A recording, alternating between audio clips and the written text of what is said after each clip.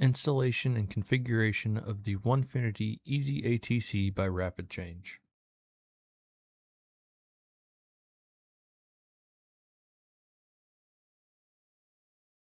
The first thing that we're going to do is unbox all of our components. Here we also have the QCW mount, so if you only have the table mount and did not order that, you will not have those in your box. Once we have all of that unpacked, we will get to setting up. The first thing that we're going to do is set up on the tabletop mount, and that will use the components that are here. First, we're going to unwrap the tabletop mount. This is going to screw directly to your table, and the ATC will mount to the top of it. In the other box here, we have the ATC itself. We're also going to find our extrude pockets and our pocket locating tool in that box. Here you can get a better up-close look at our deep tool cups that are included, as well as the tool for adjusting the depth of our tool cups. Here we have our locating pin and our locating tool that will go into our spindle shaft. And in our hardware bag, we have some rubber O-rings that we can use to help with our bit stick out, as well as 4 ER20 collets, and the remainder of our hardware for mounting the ATC to our tool table. To use the ATC, you must be using firmware version 1.5.14 or higher, circled in red on the screen. Before we do anything else, the first thing that we're going to do is home our machine. We must do this before starting the rest of this process.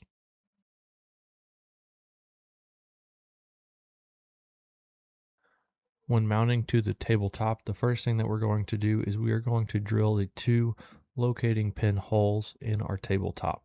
Here I'm going to jog the machine back with the axis all the way to the left, since I want it on the left side, and load the file that can be found in the ATC manual.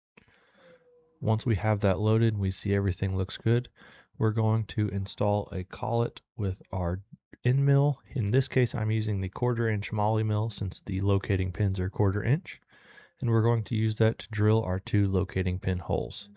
I'll jog the machine to where I want to zero at. Depending on X and Y, you can rotate that file.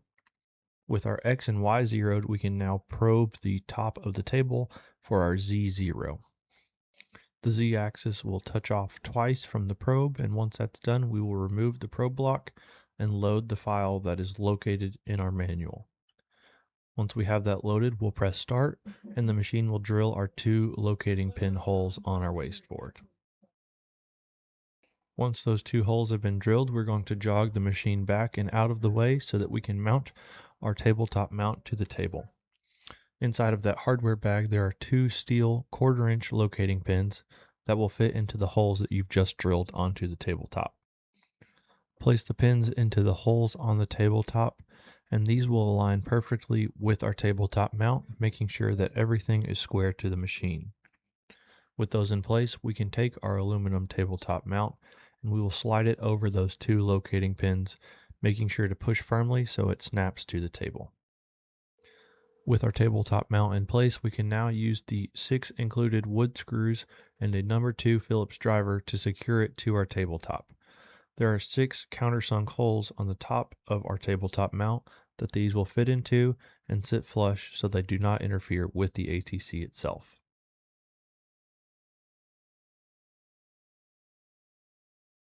Once we've secured the mount to the tabletop, we can now put the ATC on top of that, and you'll notice there are 2 more locating pins on the bottom of the ATC pre-installed that will align with the tabletop mount.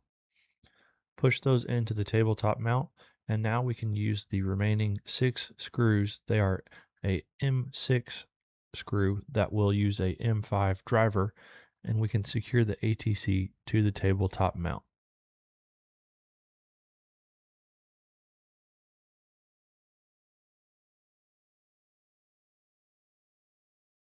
With our ATC now secured to the tabletop mount, our last step here is to mount our tool setter to the tabletop mount. You'll see that there is a cutout on the end that matches the shape of the tool setter perfectly, so we'll place our tool setter there and secure those with an M4 hex key. If you've ordered the QCW mount, mounting that will look slightly differently with a few extra components. Here we have our hardware, collets, and all of the other things that we've previously shown, but we also have our tabletop mount adapter. This aluminum plate has a thinner side and a thicker side to it, separated by the countersunk screw holes, and the thicker side will face the interior of the machine.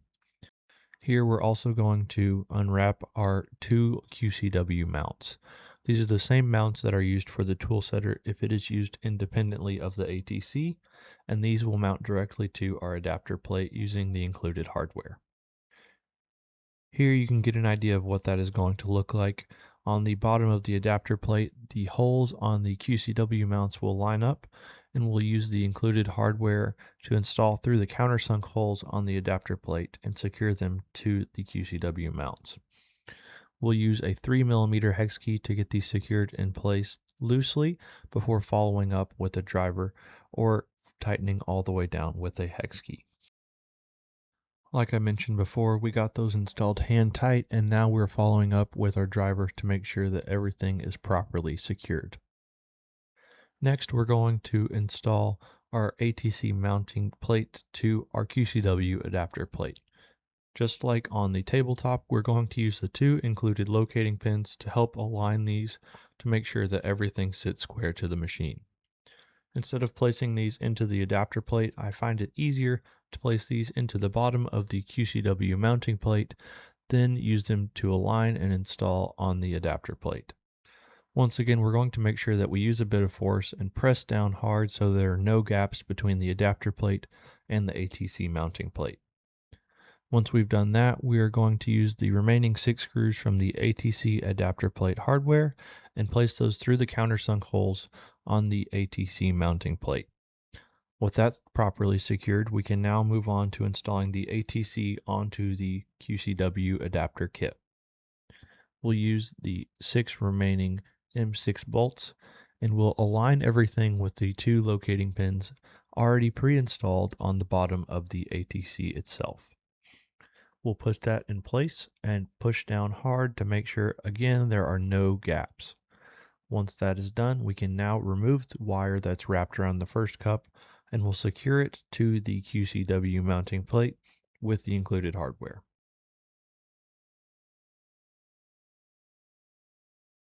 I find it easiest to place all 6 screws into the ATC first, then follow up with our M5 hex key or driver to properly secure everything together.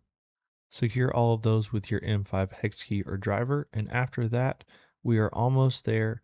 And the last thing we'll have to do before mounting this to our QCW is install our tool setter. There are 2 included bolts for the tool setter. If you'd been using it on the tabletop mount previously, you can use these, or if you'd been using it on your QCW before, you can reuse those bolts. Here we're going to align our tool setter with our cutout on the end of our ATC mount and secure those in place with a 4mm hex key or driver. With that installed, we can now see that our ATC assembly is ready to mount to our QCW frame. The ATC will mount directly in front of one of the slats on the QCW, so we're going to remove 2 of the bolts holding that slat on with a M5 hex key, and we will reuse those, placing them through the mounts on our ATC, and we are going to resecure those again with a 5mm hex key. Once those are secured in place properly, we're now ready to move on to connection and configuration of our ATC. On the real-time motion controller, you have your mini I/O that was included. You are going to make sure that is plugged into the DB25 breakout board port, then secure the ATC wire to the RapidChange ATC port, as well as plugging in your tool setter on the back of the controller.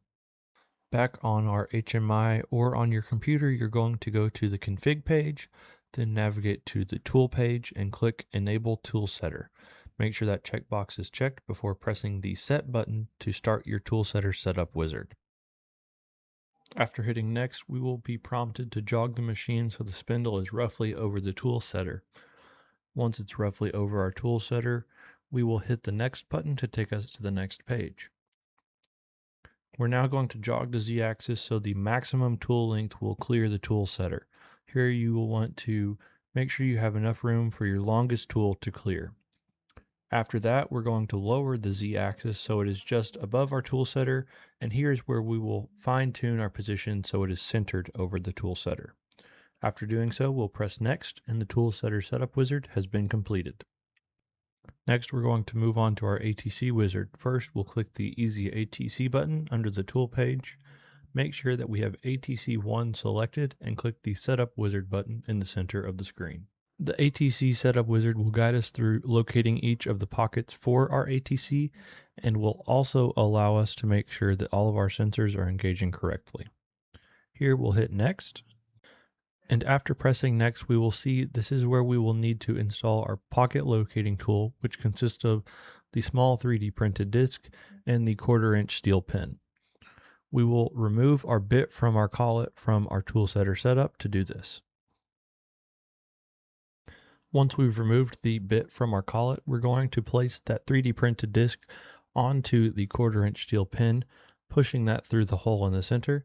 Then we will load that into our collet and collet nut before placing that back into our spindle and tightening only hand tight. Once we've installed our pocket locating tool into our spindle hand tight, we'll press the next button to move on to our next step. Here we're going to locate each of the pockets on the ATC, either using the on-screen jogging controls or the joypad if you've purchased one. Here we're going to use our slow and medium jogs to get this roughly over that first pocket before we lower our Z down so that it's just above the pocket on the ATC. Once we have that close, we can use our slow or the 0.1 millimeter increments to jog that so it is perfectly centered on our pocket. To check to make sure everything is centered, you can spin the nut on the collet by hand and make sure that the disc does not have any movement in it up and down as you're spinning. From here, you can make small adjustments to make sure that that is perfectly centered. And once that's done, we're going to press the Save and Continue button for Pocket 1. Here, I've got that pretty close to center, but I just want to make some small fine adjustments. And once I'm happy with that, I can go back to my screen and press the Save Position and Continue button to continue on with Pocket 2. We'll press OK, and now we're ready to move to Pocket 2. Here we're just going to raise the Z slightly, jog roughly over the second pocket on the ATC, and again we're going to follow those same steps of making small adjustments in X and Y until that is perfectly aligned, and spinning the collet by hand to make sure that nothing moves up or down. We will repeat this process for the remaining pockets, saving our position and continuing, making sure each one is perfectly aligned to prevent any future issues with our ATC. Once we've found our fourth location and saved that, a pop-up will tell us that the machine will move automatically to the first pocket. Press OK to continue and it will raise the Z and move directly above Pocket 1.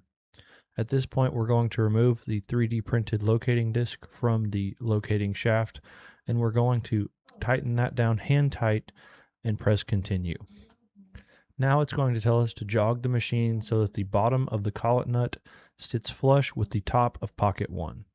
Once we are happy with the placement of our collet above Pocket 1, we will press Save and Continue and press OK, saying our reference height is saved. Now we will press the Find Sensor Height button and the Z will move down incrementally to find the sensor inside of the ATC pocket. On the next page, we will select the photo of the ATC that you are using. This will affect the offset height. Once you've done that, press Save and Continue and then press OK. The ATC will now unload the collet that we have loaded previously by hand, and the ATC Setup Wizard is complete. Next, on the main page under Tool, we're going to measure our spindle length offset by pressing the Measure button. The Z-axis will raise up and move down to touch the tool setter twice, establishing our spindle length offset. After that, we're going to set up our tool table. With one default tool being loaded automatically, we can add a description and assign this to an ATC slot. This is the ATC you are using. The ATC slot is going to be the cup number in that ATC. This will be the same if you're using multiple ATCs. Here I'm setting up my second, third, and fourth bits as well. During this process, it's important to make sure that the tool numbers that you are assigning match up with the tool numbers that you have assigned in your software, whether that be Vectric or Carveco.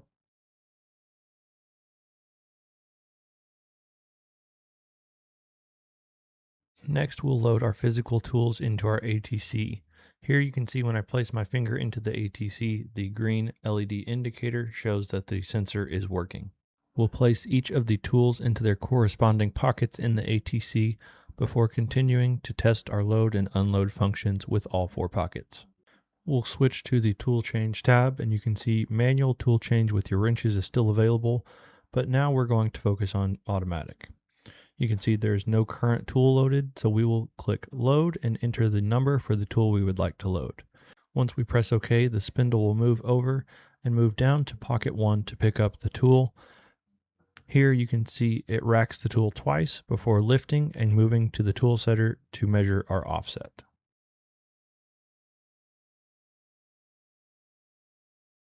Once the tool change is completed, it will bring us back to the ATC page. Here I'm going to unload tool 1 that we've just loaded. Now the spindle will move down, spin in reverse to remove the collet, then raise back up. Here we're going to load tool 2 now to make sure that that's working fine. We'll enter the number 2 in the number pad when it pops up, then press OK. The spindle will move over to pocket 2 and move down to pick up tool 2, racking it twice before raising up and moving back to the tool setter to calculate the new offset.